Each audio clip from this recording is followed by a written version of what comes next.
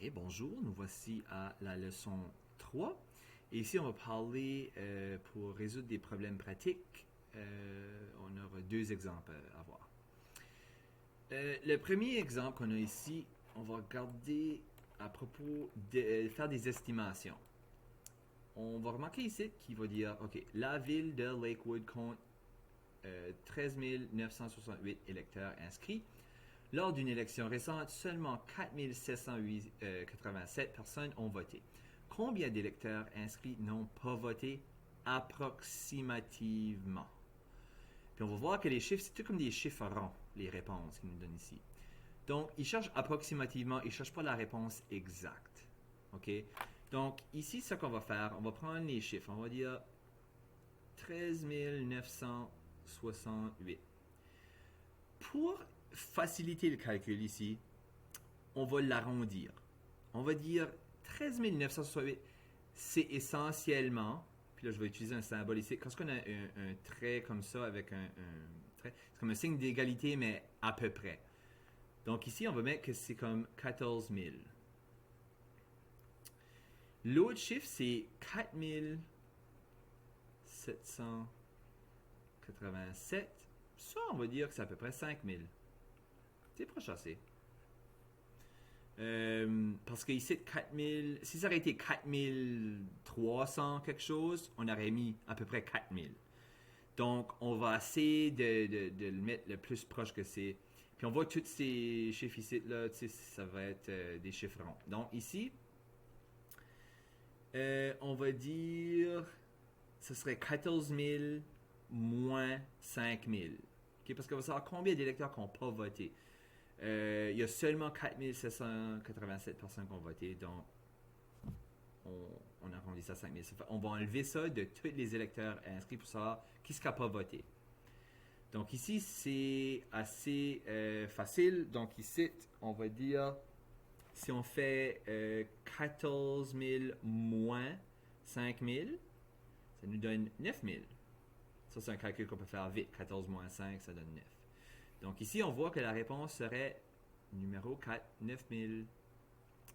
Là, juste pour le fun, je vais faire le calcul exact. Là. Si on l'aurait fait, on aurait dit 13, 9, 6, 8, moins 4, 7, 8, 7. Fait que ça donne, le chiffre exact est 9181. Donc, une estimation de 9000, c'est pas mal proche. Fait que ça, c'est pour les estimations. Si jamais vous voyez ça, que ça dit approximativement, puis vous trouvez une réponse, c'est pas exactement ça. C'est ça la raison. On a arrondi les chiffres pour que ce soit plus facile à travailler avec. Ok, le prochain exemple qu'on va regarder, la bibliothèque municipale de Fairfax a enregistré les données suivantes concernant le nombre de livres empruntés de janvier à avril. Donc on voit les valeurs pour janvier, pour février, mars et avril. Combien de livres de plus ont été empruntés en avril qu'en février? Fait que tout de suite, on parle de avril et février. Combien de livres de plus ont été empruntés en avril? On voit qu'il y en a plus, 9000 et plus que 7000. Mais il veut savoir de combien de plus. Ça fait qu'on veut savoir la différence. Donc la différence, on fait une soustraction.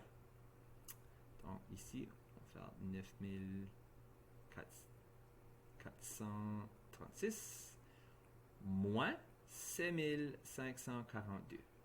Puis ici, ils n'ont pas dit approximativement, ça fait qu'on veut la valeur exacte. Fait qu'essentiellement, je pourrais le faire à la main, mais on va le faire à la calculatrice pour que ce soit plus vite.